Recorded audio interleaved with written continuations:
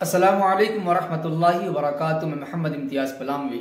मुअज़्ज़ज़ नाज़रीन, अभी तक आपने यही सुना होगा और हमने भी यही पढ़ा और सुना है कि मुल्क हिंदुस्तान में हज़रात सहाबा किराम रिज़वानुल्लाहि अलैहिम अजमईन की तशरीफ़ आवरी हुई है और बहुत सारे ताबिईन रहमहुमुल्लाह भी तशरीफ़ लाए हैं। लेकिन आपने शायद कहीं पढ़ा नहीं होगा, कहीं सुना नहीं होगा कि प्यारे नबी हज़रत मोहम्मद अरबी सल्लल्लाहु अलैहि वसल्लम हिंदुस्तान की सरजमीन में तशरीफ लाए हो। लेकिन हम आपको एक वीडियो दिखा रहे हैं जिसमें अलल ऐलान स्टेज पर खड़े होकर, बल्कि स्टेज पर बैठकर हजारों के मजमे में बरेली मजहब से ताल्लुक रखने वाला खतीब अलल ऐलान ये कह रहा है कि प्यारे नबी हजरत मोहम्मद अरबी सल्लल्लाहु अलैहि वसल्लम हिंदुस्तान के सूबा गुजरात में 10 दिन के लिए तशरीफ लाए। सिर्फ तशरीफ ही नहीं लाए बल्कि तलबा किराम को दर्स हदीस भी दिया।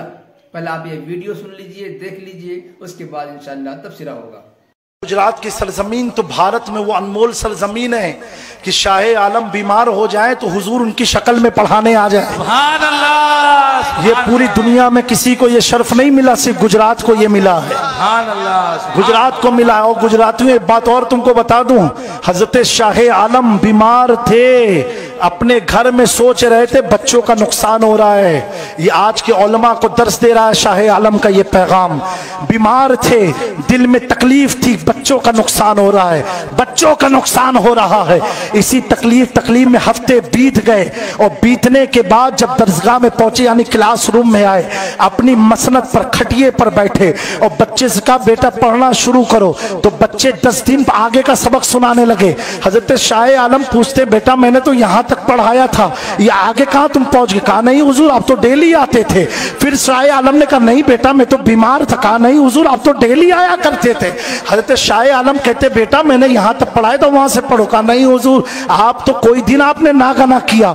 जब 3 से 4 बार बच्चों ने इसरार किया, हजरत शाह आलम आंखों को करके मुराकबे में चले गए और मुराकबे पर जाने के बाद अर्ज करते हैं ये मामला क्या था। तब तक रहमते दो जहां ने इशारा दिया, ए शाह आलम तुम्हारी दर्द और तकलीफ को देख करके मुझे गवारा ना था, मैं मदीने से चला आया अहमदाबाद में तेरे बच्चों को पढ़ाने के लिए।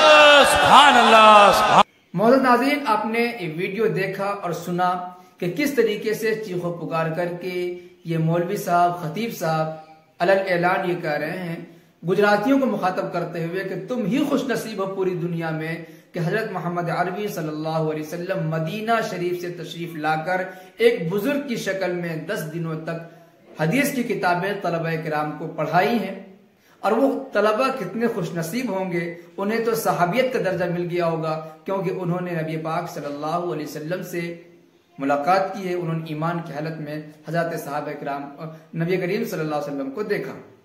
अब ये बताइए कि इस खतीब साहब ने हुजूर पाक अलैहिस्सलाम के सिलसिले में जो बातें बताई हैं कि हुजूर पाक ने खुद फरमाया कि हम मदीना से चलकर उस बुजुर्ग की दरसगाह में बैठकर उनके शागिर्दों को हदीस का दर्स तक 10 दिनों तक दिया है लगातार।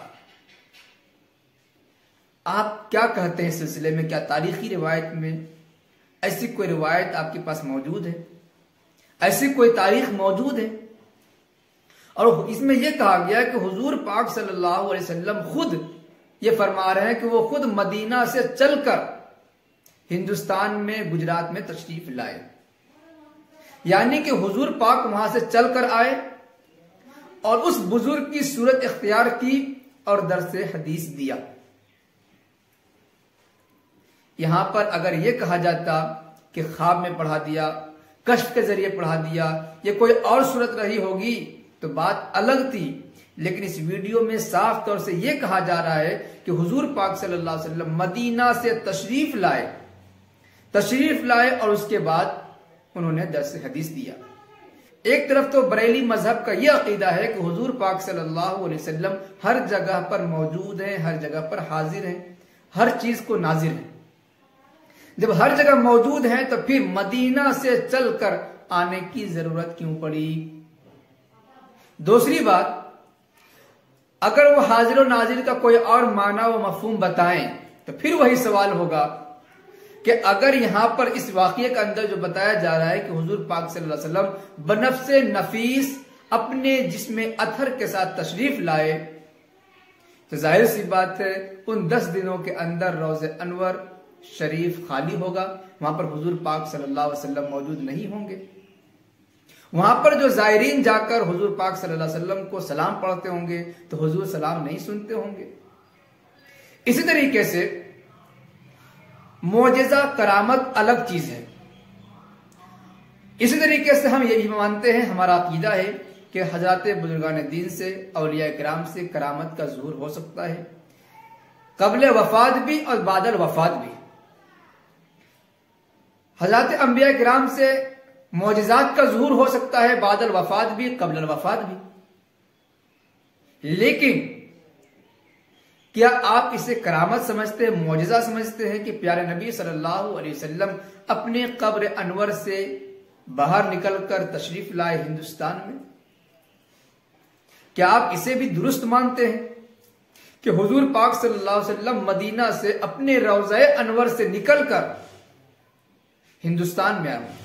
इसलिए कि इन्होंने खुद कहा है कि हुजूर पाक ने फरमाया कि मदीना से चलकर हम हिंदुस्तान के गुजरात की सरजमीन पर आए। तो जाहिर सी बात है कब्र से कोई जो कब्र के अंदर है वो अपनी असली हालत में कब्र से बाहर भी आ सकता है और दूसरी जगह पर जाकर दर्स भी दे सकता है। ये तमाम चीजें हैं जो आपके सामने बयान की जा रही हैं। अब बताइए, ये इश्क़े रसूल है, ये इश्क़े रसूल के नाम पर धोखेबाजी है। जब अवाम के सामने ऐसी फजीलतें बयान की जाएंगी, ऐसे फजाइल और ऐसे करामात और मोजिज़ात बयान किए जाएंगे, तो अवाम का क्या हाल होगा?